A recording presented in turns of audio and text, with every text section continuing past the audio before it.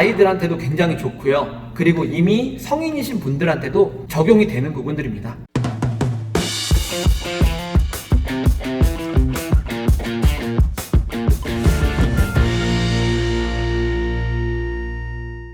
여러분 안녕하세요. GX 송채널 수원 인계동 한신유티니스에서 GX하는 송팀장 송영석입니다. 자, 오늘 영상에 가져와 본 주제는요, 자, 우리 아이들이 춤을 췄을 때 좋은 점이 무엇일까 궁금해 하시는 분들 계실 겁니다. 그리고 막상 좋을 거라 예상은 하지만 어떤 부분이 좋은지 잘 모르시는 분들도 많이 계시죠. 그래서 제 경험을 근거로 해서 어떤 부분이 우리 아이들이 춤을 췄을 때 좋은지에 대해서 좀 얘기를 드려볼까 합니다. 오늘은 마침 영상을 찍기 바로 전에 초등학생 남자 아이 2명, 형제예요. 13살, 11살 된 형제인데 그 둘의 소그룹 레슨이 첫 수업이 진행되기도 했습니다.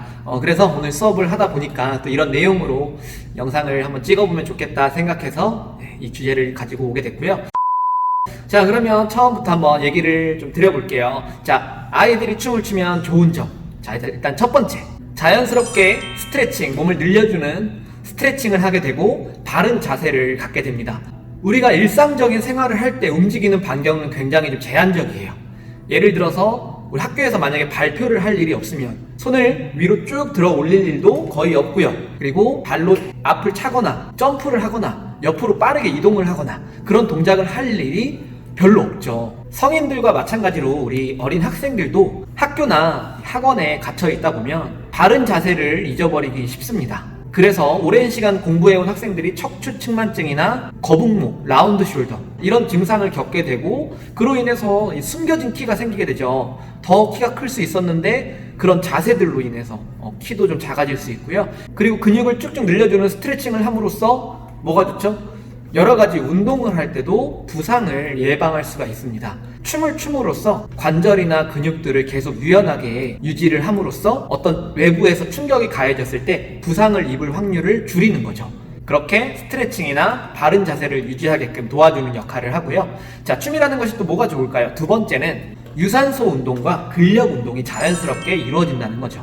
어떤 운동을 할 때 재미가 없으면 쉽게 질리게 되고 오랜 시간 동안 하기 어려워지죠. 근데 춤이라는 것은 재미가 있기 때문에 자신이 운동을 하는지도 모르게 운동을 할 수가 있어요.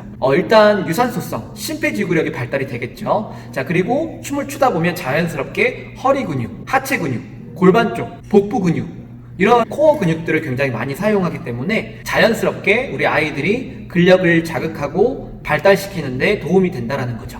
이 부분은 제 얘기를 좀 덧붙여서 부가 설명을 드리면 저 같은 경우에는 중3 때 처음 춤을 췄는데 그 이전에는 굉장히 허약한 체질로 항상 주변에서는 운동을 좀 해라 이런 얘기를 많이 들었어요.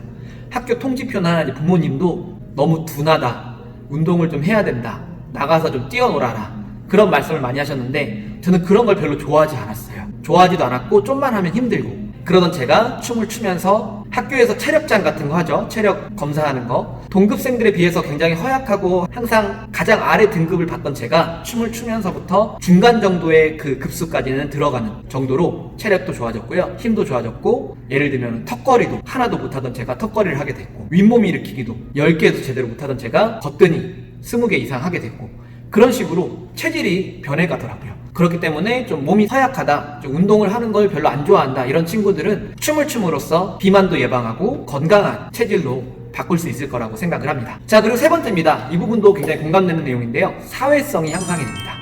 일단 춤이라는 것은 혼자서 추긴 하지만 결국 나중에는 파트너와 춤을 추거나 팀원들끼리 같이 화합을 해서 춤을 출 일이 많이 생겨요. 그리고 팀 생활, 동아리 생활 이런 것들을 많이 하다 보니까 자연스럽게 다른 사람과 어우러지는 방법을 익히게 되고요. 그리고 다른 사람들 앞에서 나의 의견이나 나라는 사람을 표현하는 것에 익숙해지게 됩니다. 쉬운 예로요.